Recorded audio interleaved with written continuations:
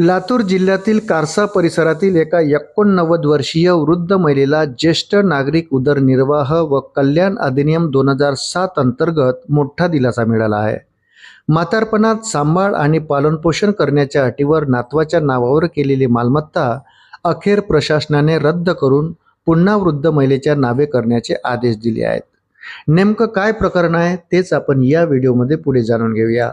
लातूरच्या कारसा परिसरातील एका आजीने आपल्या नातवावरच्या प्रेमापोटी आणि विश्वासापोटी सुमारे 3 हेक्टर 18 आर शेतीची जमीन त्याच्या नावावर करून दिली। म्हातारपणात नातू आपला आधार होईल, आवश्यक ती मदत करेल आणि जीवनावश्यक गरजा पूर्ण करेल या अपेक्षेने त्यांनी हा निर्णय घेतला होता। मात्र जमीन नातवाच्या नावावर झाल्यानंतर परिस्थिती बदलली। नातवाने आजीच्या पालनपोषणाकडे दुर्लक्ष करण्यास सुरुवात केली आणि तिचा सांभाळही सोडून दिल्याचा आरोप संबंधित वृद्ध महिलेने केला आहे।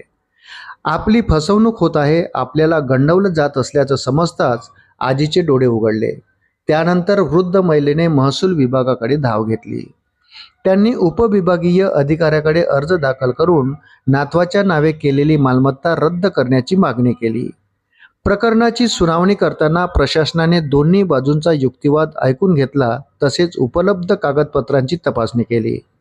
सुनावणीनंतर उपविभागीय अधिकाऱ्यांनी ज्येष्ठ नागरिक उदरनिर्वाह व कल्याण अधिनियम 2007 मधील तरतुदीचा आधार घेत महत्त्वपूर्ण निर्णय दिला।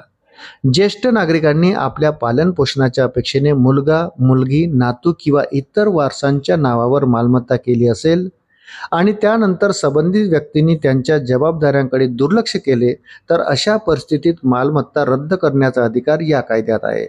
याच तरतुदीनुसार नातवाच्या नावावरील मालमत्ता रद्द करण्याचे आदेश देण्यात आले। या निर्णयामुळे संबंधित वृद्ध महिलेला मोठा दिलासा मिळाला असून समाजातही सकारात्मक संदेश दिला गेला। वृद्ध आईवडील किंवा ज्येष्ठ नागरिकांचा सांभाळ न करणाऱ्या मुलांना कायद्याने कडक शिक्षा होऊ शकते, हे या प्रकरणातून पुन्हा अधोरेखित झाले आहे।